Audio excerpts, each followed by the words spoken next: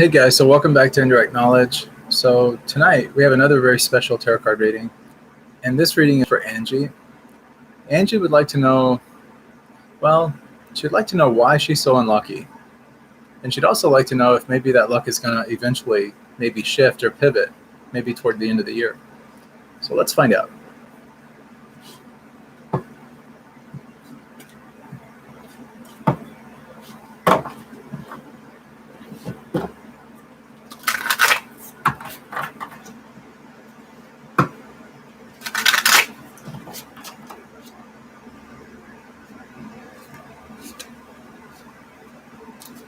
Just like to shuffle the cards up really nicely. And I normally get sort of a kind of a feeling when the shuffling's done. And then the shuffling also just is kind of like extra information here, just to kind of shed some light on kind of my process. It's sort of like I get kind of like it almost helps me kind of like enter into sort of like a trance-like state almost. So like when I'm doing the tarot, I'm connecting with whatever that power is that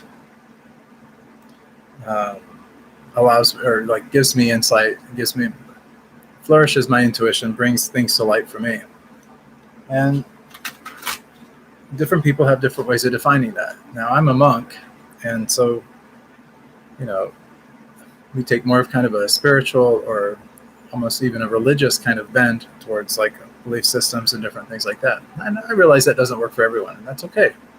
That's not what this channel is about. It's not about proselytizing or anything like that at all. Monks, we just kind of live a very simple life, and based on sound spiritual principles and different things. And we have certain spiritual disciplines and things that we do day to day.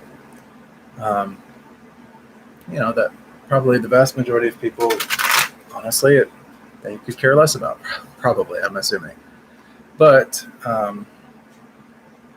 even so, since I was a tiny child, I was psychic. And that intuition has just grown ever since. And so now it's just, things just come to me so instantaneously anymore. So the tarot card does help. It gives some insight and perspective, and it also allows me as kind of an outlet to be able to relay information in a way that people would more understand it.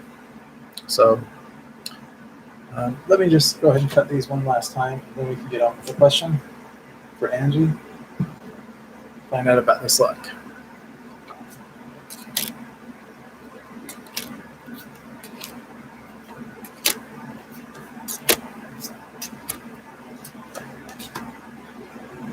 Okay. So the way I like to do this is I like to look at the past, the present, the future, kind of what the energy is surrounding the here and now, kind of what Angie's energy is like. In other words, kind of where his thinking is, mindset, that kind of thing. And then also look at really the outcome, and then what the outcome key is. So really is the answer to the outcome. Like what do we need to do in order to get the positive outcome that we seek? And so there's options usually involved with that. But for this, as far as the luck goes, let's find out where we're at. So in the past, we have this Seven of Pentacles. Pentacles are kind of an earthy energy, and Seven of Pentacles is actually a very spiritual number. Normally in numerology, when this number comes up, it really kind of says that, we're kind of in this, like a 7 year, for example, might be where you're more introverted, you're more thinking about spiritual things, maybe you have a spiritual practice or something. It may be the year that you just feel more inclined to the divine. And with this card, though, this is really about like working really hard. Hard work is going to pay off, but it also sort of warns us that sort of the effort that you put in, or that you've put in the past, is now kind of wasted because you're sort of being inert. So in order to kind of jumpstart things or to get things going for you luck-wise, this card is really saying or indicating that, right in the past, maybe you've been a little bit, hesitant or kind of more, maybe not so much like as far as taking action or motivated in that direction. You've sort of taken a break. You've worked really hard and you've put in a lot of effort, but at some point you just sort of like, this is just, I need a break. And then when you take that break, it's sort of like you just kind of keep taking that break. But this does indicate like a lot of energy and a lot of effort that's been kind of exerted and stuff in the past and that. So it's just sort of that little warning part in there. But this is the past, okay? So that's where we've been at. Where we're at right now, though, is actually a pretty lucky, a pretty fortunate place. We have the Nine of Cups. Nine of Cups is really a wish card. So as far as luck goes, this is one of the luckiest cards in the deck. And you look at this person, they're pretty happy. They're doing really well. Cups are shining there. Cups are normally an indication of relationships, emotions, so everything's in good stead. It's also about fortune and good luck and things, the tide's shifting, things on that end. So in the current time, things are actually shifting right now in the here and now.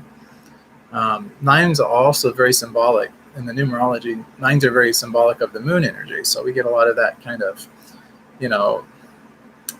things can be kind of under the radar or kind of more like, it's this kind of energy of like, we don't always see everything at nighttime, but we get a truer sense of like, our intuition starts to kick in. Sometimes when we're not so engaged in the five senses, touch, taste, hearing, kinesthetic with touch and everything, and visual, when we're not so engaged in that activity and all, it allows kind of our sixth sense, sort of our intuition to kind of start to reign. And then we can kind of get a better sense of things. And I'm almost kind of sensing that maybe you're feeling like luck is shifting, that things are coming into play for you. But this is the wish card, okay? So when we get this card, it's really like your wish is fulfilled. So whatever you're really desiring, those things can be satisfied. So that's in the here and now. So it's really good luck right now. So the next card that we have is the King of Wands. Now, Wands... So we're kind of going across the whole gamut here. We had, in the past, we had the coins, and then we had cups, and now we have wands. And wands is really about action, taking action. This is a king. He's all about authority. He takes action. He can get things done. He's also kind of a visionary, this particular king. So he's good at really getting people on board with his ideas and getting people kind of excited about the future and things. And then from that, the culmination of other people coming together, the efforts get done, everything works out, and then, good things happen. So in that case, in the future, it's sort of almost like you become more magnetic. And the more magnetic that you become, the more people want to help you. And the more lucky that you're going to become kind of indirectly as a result of that. And I'm picking up about 4 months out with this particular card. I'm calibrated to about 3 months out, and depending on the energy of the card, I can kind of pick up more of a precise timeline for you. And in this particular case, I'm picking up about 4 months here. Around 4 months, you should start to see this. Now, the energy surrounding that wish card that we talked about, that is probably one of the better cards also. This is the Four of Wands. This particular fours are about stability. And so this is things leveling off for you, things stabilizing. And also this is about a celebration. So this is about kind of your first taste of success is starting to happen right now in this given moment. So that's a really positive thing. And then as far as where your energy is at with things and whatnot, wow. So this is so interesting. Like we had the Pentacles, we had the Cups, we had the Wands. Now, again, we have the Knight of Swords. So now we have the Swords. And this sword's about swift action. We have action. Knights are really about movement, moving things forward. The swords are really about mental things in the mind. So when we see this card come up, it's really about moving things forward kind of mentally first, and then so that's what you're kind of working on right now, is sort of in this here and now present moment. It's really about, you want things to happen, but first you're getting an idea in your mind about how that should be. And the case in point is this tarot card reading, for example. This is sort of like helping you with that as well. Now, let's look at where the outcome is for all of this. So the outcome is this Five of Cups. So cups, of course, are about relationships or emotions and different things. And this is the five. Five's about change. And oftentimes, the Five of Cups asks us to kind of like stop,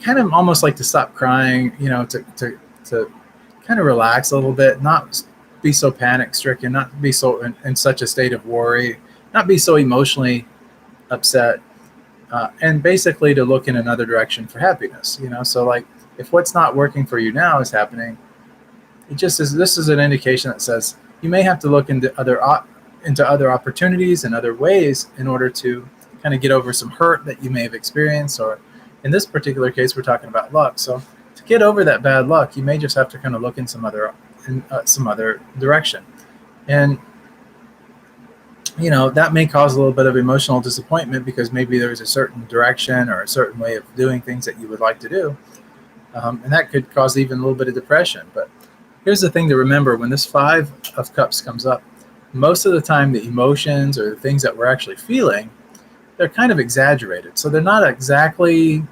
congruent with the reality of things. So your emotional state might be a little bit skewed outside the bell curve, so to speak, kind of as an outlier. But the key is to get that back in check. And the way to do that with this particular card, with this particular tarot card we were talking about luck, it's really about maybe having to just kind of look in a different direction for happiness, to figure out what we can do and that kind of thing. So what's the answer to, getting to that point? Well, it's interesting. We have the 2 of Cups that comes out. 2s are all about balance. So when we get for this particular thing, it's balancing out our day, balancing out our activities. So it's about the mind, body, soul, emotions, all of that kind of stuff, working in sync, working in harmony together. It's a balancing act here. And that's what really is going to start to draw more luck into your life in that. So, and then probably this is also, because it's the 2, it's also about partnership. So sometimes, this could be like, of course, it could be romantic love, it could be courtship, platonic love, friendship kind of thing. It could even be professional partnership or something along those lines. But something, sometimes we have to look outside of ourselves. Sometimes it's good to look inside ourselves for the answers, but sometimes outside ourselves work really well as well. And this just means having some trust, setting some vows, making some promises with some other people, like involving more than just yourself into this equation. And when that happens, you'll start to see a lot of positive things come about. Sharing, love, and a lot of good things. And maybe this is really what it's saying here as far as, which direction to kind of be looking into. And so that's really it. So to sum it up, just to make it really kind of clear for you here, what we have is right now in this present moment, your luck is shifting, and it's shifting for the better. There's going to be celebration and stability and different things along those lines that are going to start to come into play right now for you, and it's going to continue to evolve over the next 4 months.